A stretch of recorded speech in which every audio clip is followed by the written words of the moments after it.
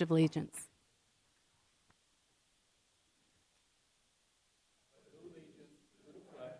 Of the United States of America, to the republic for which it stands, one nation, under God, indivisible, with liberty and justice for all.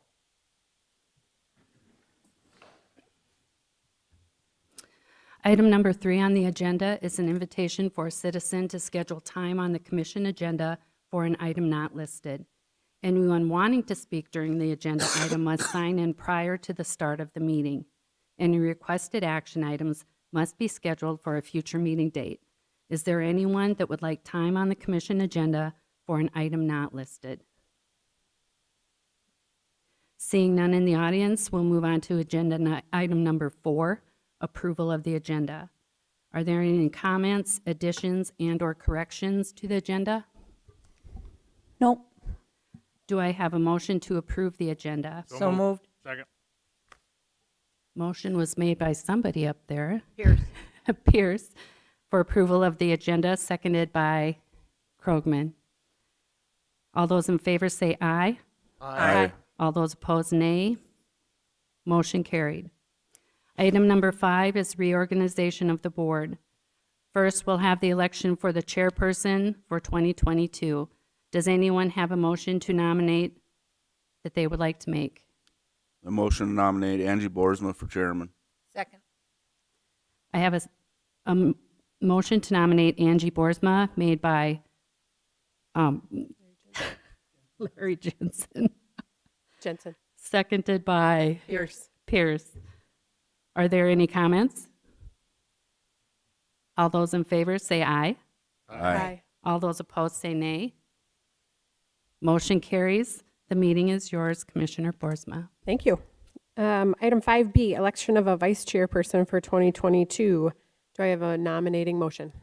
Madam Chair, I'd like to nominate Ryan Krogman for vice chair. Do we have a second? Second? Hearing first and second. Any discussion? Hearing none. All those in favor signify by saying aye. Aye. Any opposed? Motion carries. Well, I guess it's up to us. I guess so. All right. Item number 6, consent agenda items.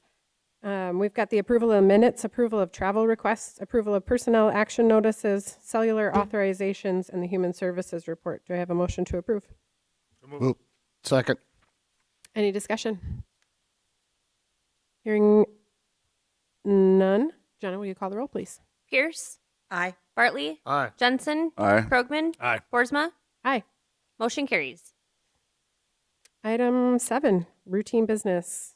7A, we have approval of the claims. Is there a motion to approve? So moved. Second? Any comments or discussion?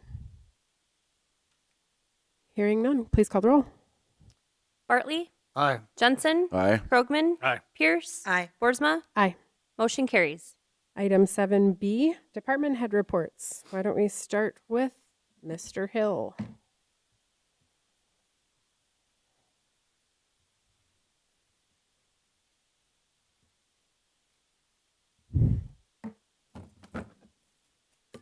Good morning.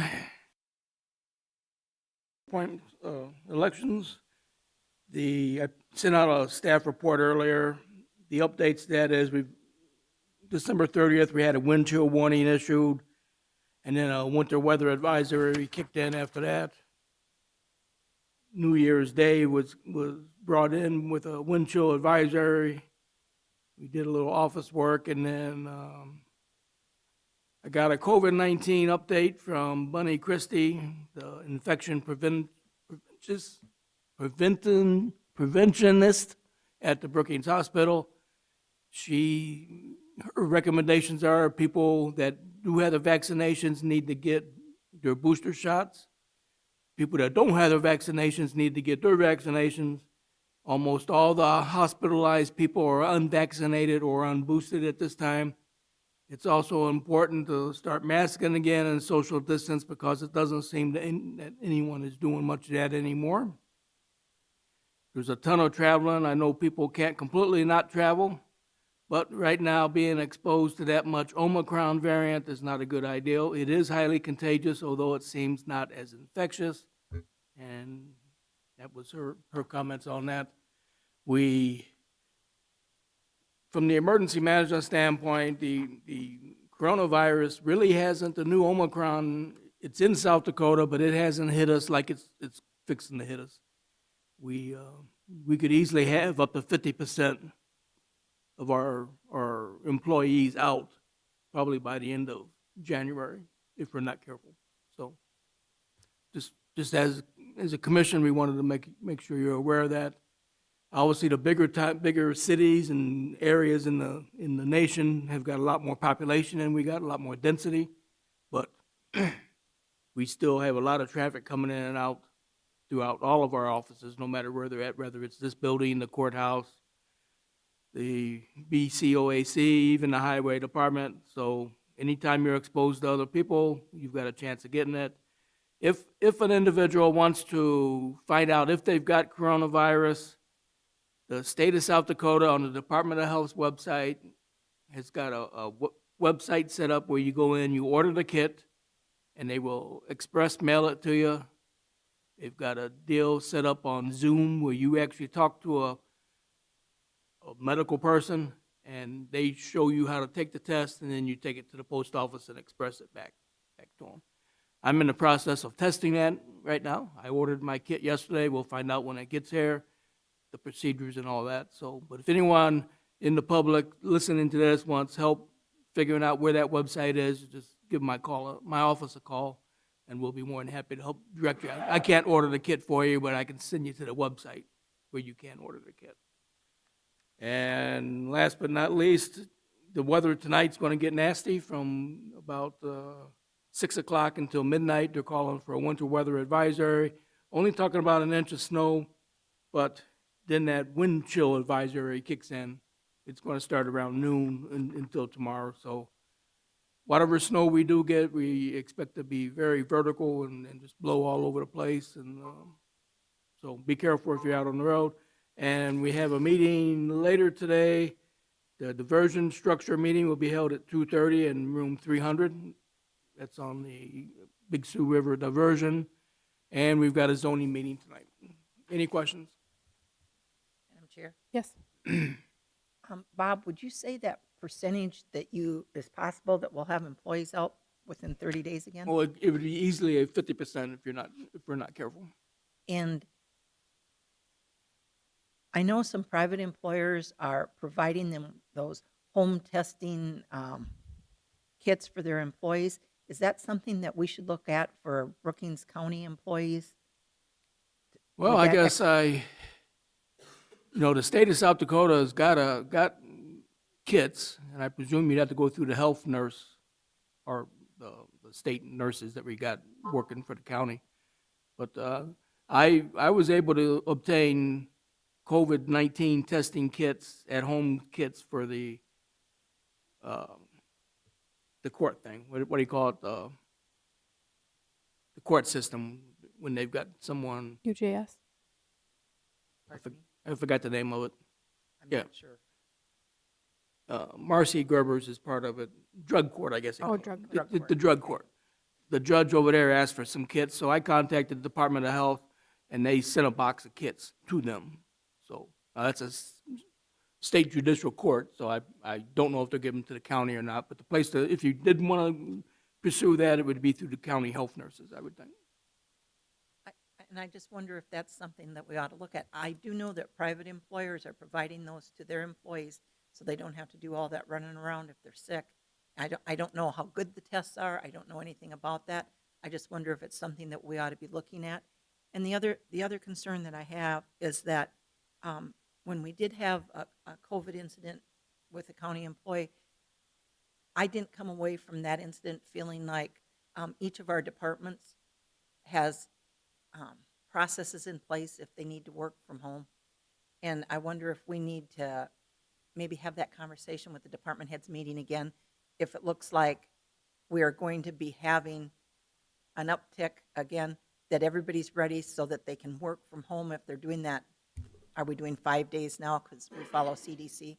If they're following those regulations, I just want to be sure that people that can work from home have the ability, that we've given them the tools to do that. I know in my office, Raylan Maher, we've got her set up where as long as I turn her computer on, she can work from home. Any other questions? Thank you. Thanks, Bob. Brian? And if I may, Yes. and in particular, we should have the capability that if a whole department's out, because it's a small department, I'm going to use Bob as an example, if his whole staff is out, but they're doing that 5-day thing, we should have the ability to be able to forward phone calls to somebody's cell phone so that telephone calls are getting processed. And maybe that's one of the things, if we're going to have a conversation with department heads, we could talk about that. The technology's there, we just have to be able to use it. Sure. Stacy, thank you. Brian? Morning. A little update on the Sinai Bridge. We were down there and looking at that. They are nearly completed with the second bent that's in the water, so things are moving along, although it's cold. The cold does hinder them a little bit as far as when it comes to pour concrete, but with these nice days, they are taking advantage of it. So they are continuing to work. Right now, they have, I think the last time we were down there, it's close to 10 guys I seen running around. So they are working on that. I know I'm getting a lot of questions in my office. When's this bridge going to be open? Keep in mind the completion date is November 1st of 2021, or 2022, sorry. The contractor with their timeline and schedules looking better than that. I'm not going to name a date, but I know if you guys get questions that they are working on it. They're looking at being done well before that, but I can't promise you a date yet. So When was the start date on that? it was October 29th. So basically roughly. a year, 12 months build time is what we had Yep. kind of planned for it? Yep. Okay. So if you guys do receive phone calls on that, feel free to send them to our office.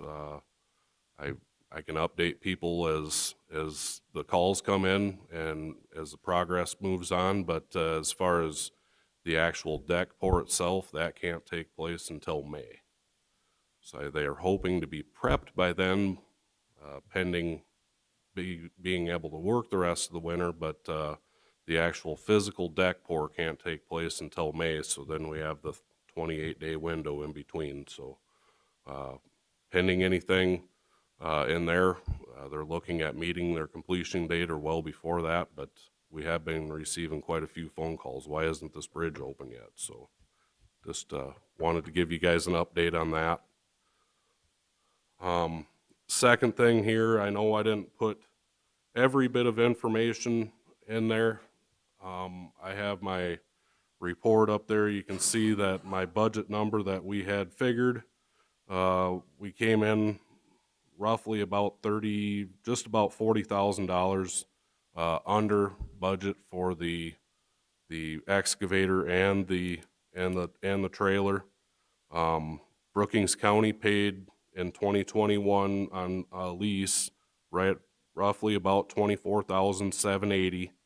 A new machine, acquired a price off Sourcewell.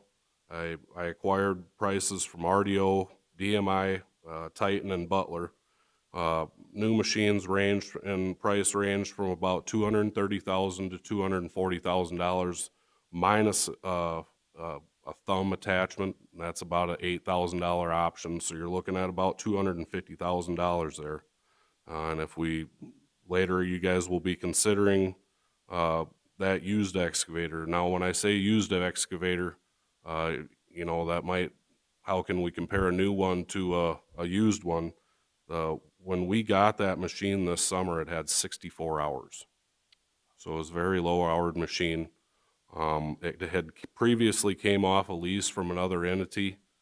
The lease payments that other entity made, we are going to be taking advantage of at a cost of roughly $60,000 if we look at a new machine.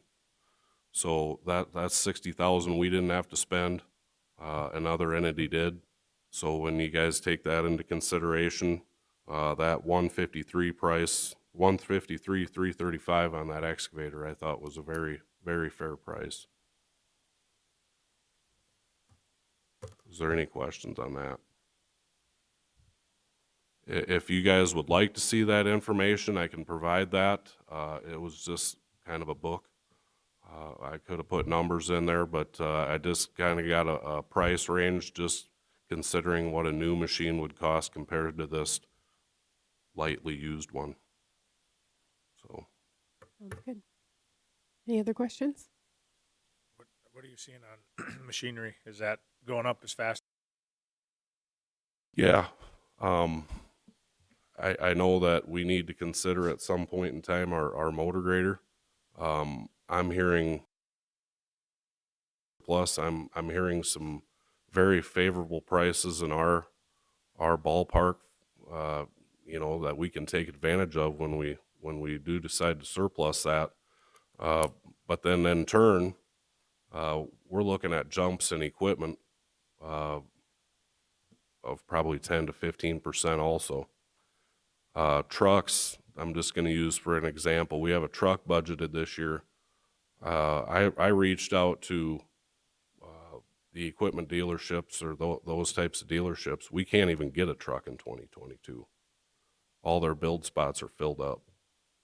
That's going to be the challenge is getting on that list. We are on the list, but I am not on the list until 2023. So that's another thing that we're going to have to take into consideration eventually is I might have to sit down with you guys and look, do we want to try to upgrade something else that we can get, or are we just going to use with what we got? Because I do have that money in the budget, but I can't acquire the equipment. Other questions? Thank you. Thanks, Brian. Any report from the finance office, Lori? Not this time, thanks. Thank you. Justin's report for the Brookings County Outdoor Adventure Center as well. Any questions or comments related to that one? If not, we'll move on. Item 8 is scheduled agenda items, and we have none. So item number 9A is action to approve resolution number 22-01, a resolution setting meeting pay and per diem rates for volunteer county boards for 2022. Is there a motion to approve? Second.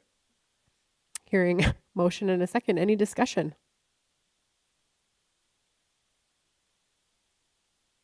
None? Jenna, call the roll, please. Jensen, Aye. Krogman, Aye. Pierce, Aye. Bartley, Aye. Boersma. Aye. Motion carries. Item B, action to approve resolution number 22-02, a resolution setting the pay for election workers in 2022. Do I have a motion to approve? Move approval. Second. Any discussion?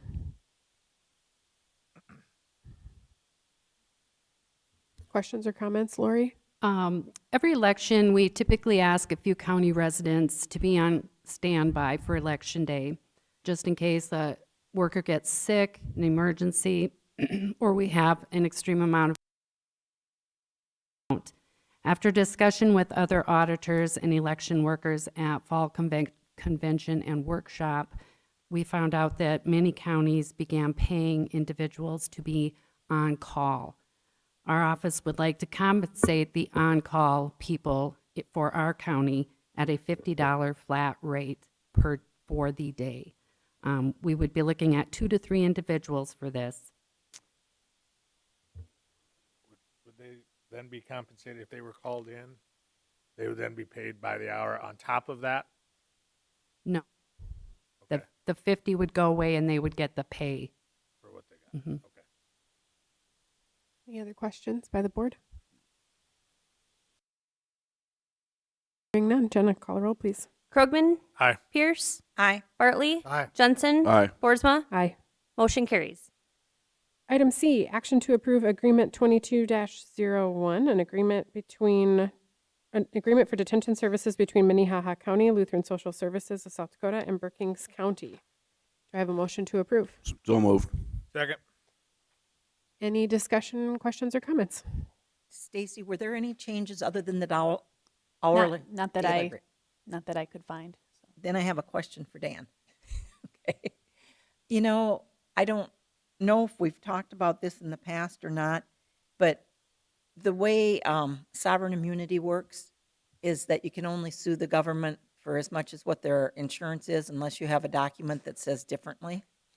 So when we look at the insurance provisions, and I'm looking at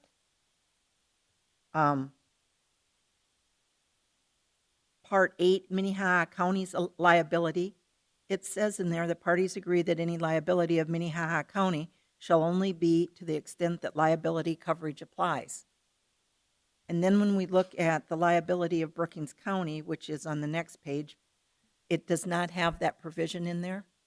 And I do think that we ought to have that same protection on insurance, because what would happen in the event of a lawsuit, there would be a concern that if both Minnehaha County and Brookings County were jointly liable, and they're only liable up to the extent of their insurance, there'd be an argument that we pick up anything that theirs is not paid. We should ask to have that sentence added in for us. What do you think, Dan? Yeah, I can reach out to the civil attorney for the county down there. That'd be great. Does anybody know, was there a meeting, JDC have a meeting on any of this year? You didn't have any meetings? Mm-mm. The other thing is, when we reach out, notice the memo that came with this is dated December 15th, and our current contract ended December 31st. It'd be really nice if they could send us the contract. It's got a date in there, but it doesn't really give us much time to look at anything and ask for any changes. And then the other question I had, Dan, for you, you know, this agreement says they're not required to take any kids that are post-disposition. We haven't had any issues with that, right? No, Okay, they always have. they have to take pre and post adjudicatory, but not post-disposition, and that's just not an issue. Thank you. Would you like to table it pending additions or changes to the content of the contract? Well, maybe, because I'm going to be surprised, maybe they have a reason they don't have that in there for us. That isn't fair to us, by the way. I would, if acceptable to everybody, make a motion to amend to add that in so that the chair is authorized to sign. If it's agreeable with them, then we can just keep it moving. Do you want me to do that? Okay, so. So we have a motion to amend and a second. So let's vote on that amendment. I would think that we could do that via voice vote. All those in favor signify by saying aye. Aye. All those opposed, same sign. Motion carries. So from that, we'll roll call on the amended, authorizing me to sign if that amendment is agreeable to them. Jenna, will you call the roll, please? Pierce, Do we know exactly, do we know exactly what the wording will be on the amendment? It should read, the parties agree that any liability of Brookings County shall only be to the extent that liability coverage applies. So same language. Thank you. Yep. Just want to make sure we understood what it was. Yep. Thank you.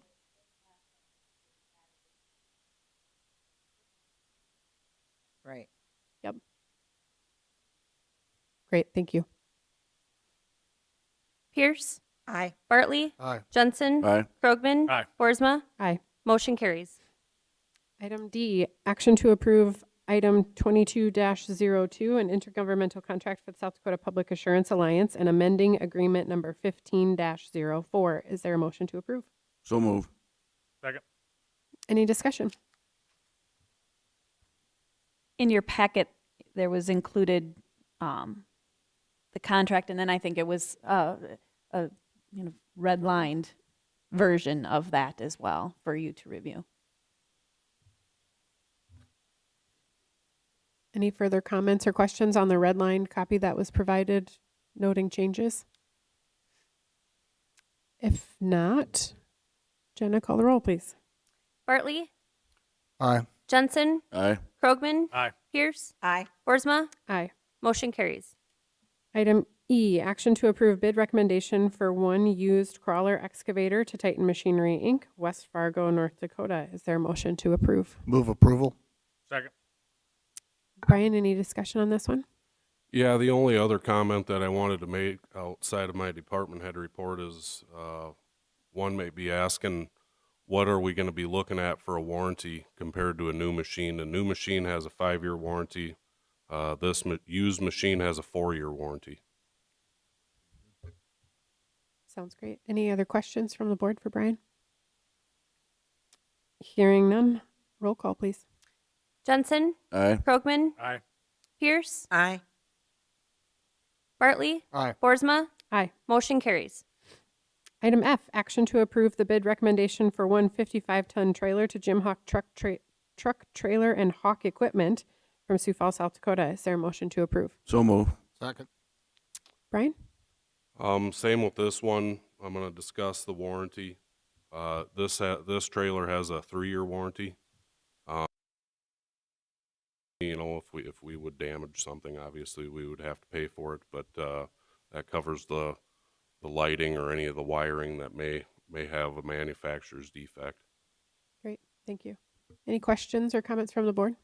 Brian, looking at the two bids, we have, a checklist here of detailed specs, and some say yes, some say no, and they're different for both. Yep. Is there anything there that, I had originally spec'd out a different trailer that was manufactured in Elk Point. This particular trailer that they did end up bidding is made in Olean, Iowa, which is just outside of Spirit Lake. Originally, I attempted to get a trailer that was manufactured in South Dakota due to parts availability, but with that and the delivery availability, they would be looking at probably roughly July before we'd see this trailer, where this other trailer has some deviations, but they're deviations in the effect that won't affect what we're going to be doing with the trailer. So, I mean, we're not talking major deviations. One of them is the overall length. They're looking at one trailer is a 55-foot overall length, where this trailer that we're looking at, considering today, is 53 foot in length. And basically, the length of the trailer, we need to maintain about a 26-foot well in order to fit, like our trucks on it. The trailer manufacturer that was located out of Elk Point would have had to be 55 foot to maintain that length opening in the well. Basically due to the fact of their wheel configuration. I mean, we're looking at very minor issues here. Any other questions or comments? Jenna, call the roll, please. Krogman, Aye. Pierce, Aye. Aye. motion carries. Item G, action to approve the Brookings Register, Volga Tribune, Tri-City Star, and Elkton Record as the legal papers of Brookings County for 2022. Is there a motion to approve? so move. Second. Any discussion on that one? These are the 4 papers located in the county, and we have named those as our legal papers for a number of years now. Any other questions or comments? Hearing none, all those in favor signify by saying aye. Aye. All those opposed? Motion carries. Item H, action to approve the official depositories for Brookings County funds and monies for 2022 as follows. Richland State Bank, Bank Star Financial, Citizen State Bank, First Bank and Trust of Brookings, Dakota Bank, Great Western Bank, and Central Bank. Is there a motion to approve? So move. Second. Any discussion?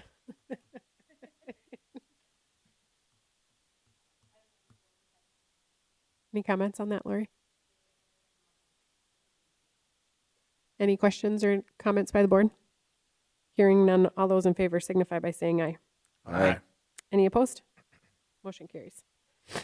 Action to, item I, action to automatically supplement for unanticipated expenses incurred and reimbursement made to Brookings County for postage. Receipt number 00579654 to Commission Department General Ledger line 101-4-111-4267 in the amount of $4,100.04. Is there a motion to approve?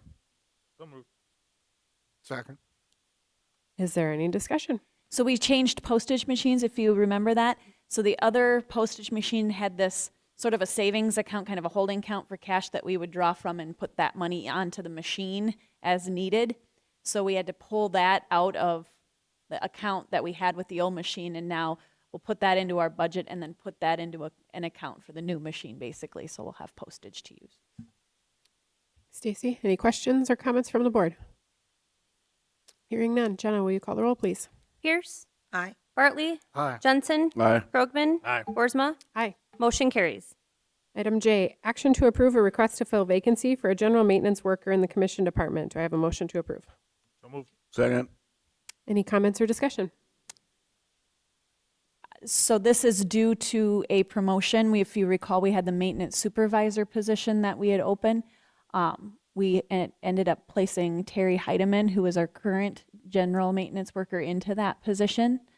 And now we are going to fill his former position as just general maintenance worker. Any questions by the board?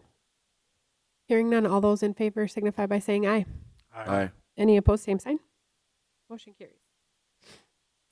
Item K, action to approve cell phone reimbursements for 2022. Is there a motion to approve? So moved. Second. Any discussion? Commissioner Pierce? I'm not going to waste everybody's time saying that I think that we spend too much money on this. Any further discussion or comments? Jenna, call the roll, please. Bartley, Aye. Jensen, Aye. Krogman, Aye. Pierce, No. Boersma. Aye. Motion carries. Item L, action to approve board assignments and department liaisons for 2022. Do we want to go through the list before we move to approve? Yes, if you recall back in November when you had your study session or planning session that day, we kind of went through this list in detail. And so that is what is proposed in front of you, and that was included in your packet of information.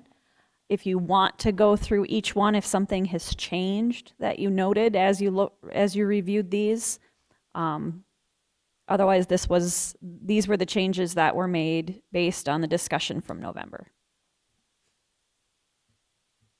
Does anyone have a particular appointment they would like to discuss? If not, is there a motion to approve the appointments as presented? Move approval. Second. Any discussion? Further discussion? I just have a question for Stacy. Just because there were a bunch of changes in mine, but do you send a letter out to each of these various different entities telling them what changed? Yeah, I reach out to each of these, and I usually typically try to get a contact email and send that out to each of the different boards to update them on who, especially if there was a change to their representative on their board. So yes, I do reach out to everyone on that. And Commissioner Pierce, the two in particular that you are taking over of mine, I've informed both of those directors, so they know that's coming. They don't have the contact information for the new appointee. So I'll forward you information that I have for both of those. Thank you. Yep. Any other questions or comments on that? Hearing none, all those in favor signify by saying aye. Aye. Any opposed, same sign. Motion carries. Item 10, Commission Department Directors Report. Stacy. I made a mistake, or actually sort of by forgetting that it was an election year this year in 2022. If you saw my staff report, in June, instead of meeting on that Tuesday, so here it would be the 7th, you would meet on the 9th so that you would be able to canvass the votes for the June primary election. So that one is the easy one. Are you all okay with that change to the calendar? So we're moving the 7th to the 9th. To the 9th, and there will not be a meeting on the 7th. Your regular meeting will be held on June 9th instead that week, so that we can get the canvass done. November gets a little bit more complicated because the general election is actually the first Tuesday after the first Monday. So we meet on the 1st and the 15th. The election is actually the 8th of November. So we could do one of two things. We could shift the meetings down kind of a week, essentially, but then move that first meeting of November to the 10th, and then meet again on the 22nd. However, that is Thanksgiving week. Keep that in mind. Otherwise, we leave it on the 1st and the 15th, and you have a special meeting on the 10th to a quick, I don't know, half-hour meeting tops to canvass the votes. So I'm kind of just looking for your direction, which would you prefer to do?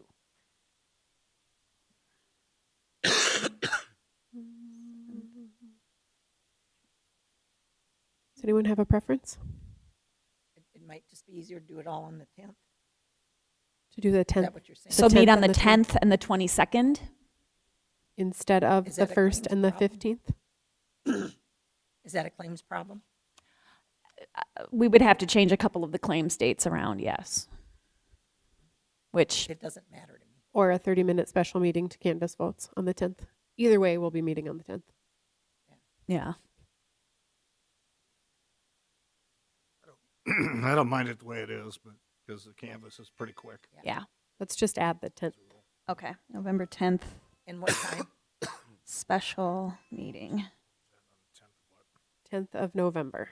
canvas. Do we want to Do you Keep want to that just at- do at 8:30? keep that at Does 8:30 does that standard? work okay? Sure. Okay. Thank you for accommodating my not remembering it was an election year. And Jenna, thankfully, reminded me that it was an election year. Couple other things. I did hand out the executive summary from Chad Nelson with Henry Carlson, that monthly summary of the jail project. So that was handed out. That was sitting in front of you this morning. I also handed out to the commission an email that I received from Rachel Bussman with the Brookings Early Care and Education Collaborative invitation, or collaborative. There's an invitation. They had sent out a child care survey, I'm guessing in recent months. They're planning to have a meeting. You can look through that email, January 14th from 11:30 to 1:30, and then some subsequent meetings after that. If any of you are interested in attending those, let me know, and I will let Rachel know so that she can send you meeting invitations for those. Do you know if are any of you interested just offhand with that?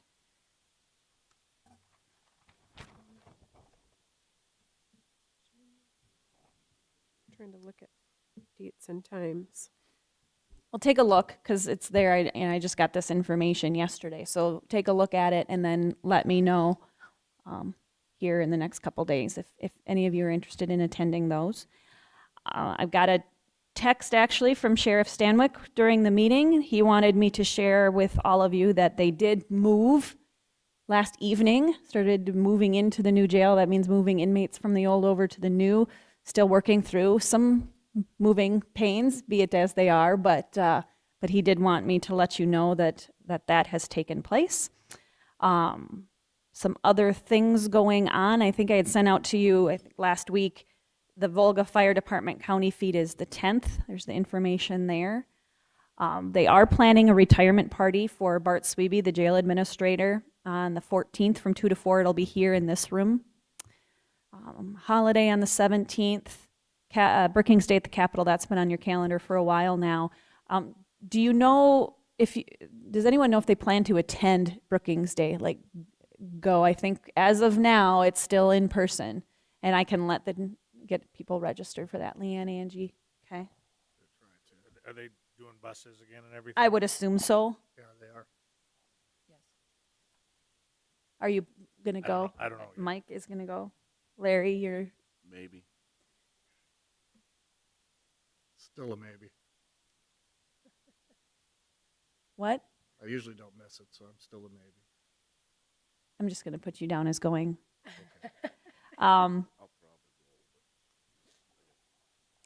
So then we have the Towns and Townships meeting. I don't know if Misty had shared that with you on February 14th.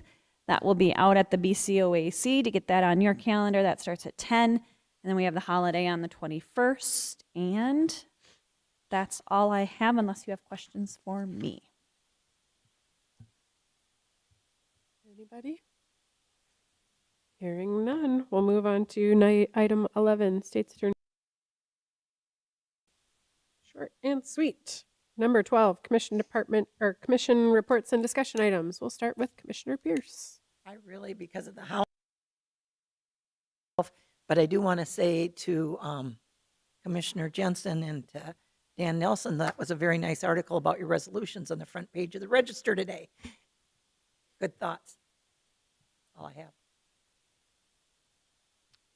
Okay, December 23rd, attended the BEDC Executive Director's interview process, went through that and filled out my survey. On the 30th, we had the detention center meeting, and that went well. I think we're going to be close to starting the demolition in another week. This week was scheduled basically to go in and look at the part that needs to be demolished and all the things we don't know where they're at underneath. And so we don't separate the offices from the new system. So it's a week-long process to figure out where everything is at and make a plan accordingly.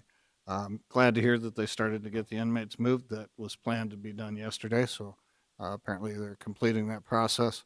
The only other thing over there that we may want to consider is some sort of a plaque for the wall. We only have about 6 to 7 months before the building is completed. There is one in the current jail facility already. Commemorative, I don't know what you call it. Commissioner Borson probably knows what that's called. That plaque is a commemorative plaque. Yeah, usually. Okay. Yeah, so we should probably look into that. So it takes some time, obviously, to get those ordered and designed and where we want to put it and everything else. So that's the only thing that I thought of that we hadn't discussed at all. Other than that, I think it's going real well. If you haven't seen it, you're not going to now. You can get a special tour from the sheriff or Bart. I want to certainly remind the public of Bart's retirement party on the 14th. I think it's important that we let the public know that he's served us well over the years and will continue to serve his country well when he heads back out east and resumes his life out there closer to his family. So big thank you to Bart for all the help he's been on putting this jail project together. That's been quite a job for him and the rest of the staff over there. The only other thing I guess I'm concerned about over at the jail is going back to your concern about the COVID problems. They've had some issues over there. I want to make sure that we have some policy in hand, and I'm sure Sheriff is working on that. With absentees, with the 5-day required CDC exposure process, we've got to keep that jail functioning, so we're going to have to look at that a little bit differently to make sure that we're okay with that. In addition to obviously the other offices in this building, but the jail is probably a priority for us to make sure we can continue to function over there through COVID. Other than that, I did give a tour to there was a group, I want to call it a citizens committee that was put together by Lincoln County it was a court services committee, basically, a citizens court services committee, I think was the title they actually used. And they were there when we got done with our meeting on Thursday. So I walked through with them and answered some questions, and Bart and the sheriff gave them a tour through the facility. They had a lot of questions. It's going to be complicated for them to move forward with all the things they need to accomplish down in Lincoln County with their proximity to Minnehaha and their jail facility. So I think we gave them some good information, some good insight.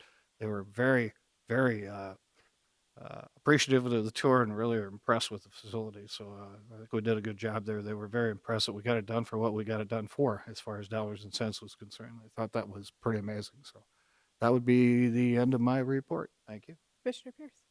And I had this conversation with Commissioner Bartley before our meeting started today, and he thought that the improvement we're making at the security part of phase 2 is, does anybody know if that's correct?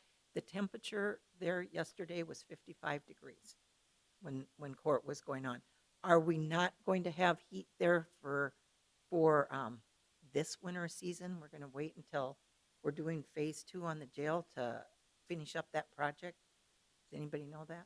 I have kind of an update. I think Marty had reached out to Chad Nelson, our project manager, on that. So basically, where we're at, his email said, you know, we've received approval. We have all subs working on the submittals for the materials that were specified. We will get all this information submitted and approved by BKV and then get things going. Unfortunately, due to this process, it means we're still a number of weeks out with these items getting here so we can begin install. So pushing the subs, so trying to get it done as soon as possible. But Is there anything that we should be doing to make that a more workable situation for our staff? That's to be inside a building and it's 55 degrees is not really acceptable for being able to work. So I just don't know if there's anything we can do, but I have a concern about that. I can visit with, I mean, I think Marty and Bart can look into some different things that they can maybe provide or do for those that have to sit there at that spot for now in the interim. I don't know really short term. Well, the heaters, Supplemental some heat. space heaters and some Yep. things probably is about the best we could probably do at this point until we can get the actual work done. So. Any other questions on that? Commissioner Jensen? December, I stopped County Calf Show. I worked for a while, attending one of the gates for the ring. Quite a few people there for the show. The weather was, for once, it wasn't a blizzard, but by the end of the show, the snow was blowing, and they got the show completed, and people got on their way. But it was a good turnout. I'd like to thank all the 4-H leaders for setting up the show and running the show. Also, I did miss the jail meeting on Thursday, but I stopped in, talked to Bart yesterday about some of the issues that they had, they found on Saturday or Sunday, and they were already being addressed, and they were ready for the move yesterday. So that was a good thing. That's all I have. Commissioner Krogman? Yes, on the 29th, I met with Dustin at the BCOAC, had a couple things he wanted to discuss, so I did that with him, met with him, and then on the 30th, we had a Zoom meeting for the Growth Partnership Building Committee on a potential expansion out there. So just kind of a letter of intent, long ways to go, but a discussion nonetheless, so that's always good. Then I'd just like to congratulate Bart on his retirement and appreciate his service to Brookings County. Thank you. The 20 CEO candidate interview extent over the holiday, so short and sweet and to the point. From there, couple notes related to the things that Stacy already mentioned in her staff report. We don't have an executive session today. And so it's a very short, sweet, to the point meeting. Move adjournment. Second. All those in favor signify by saying aye. Aye. Any opposed? Look at that. First meeting. Adjourned.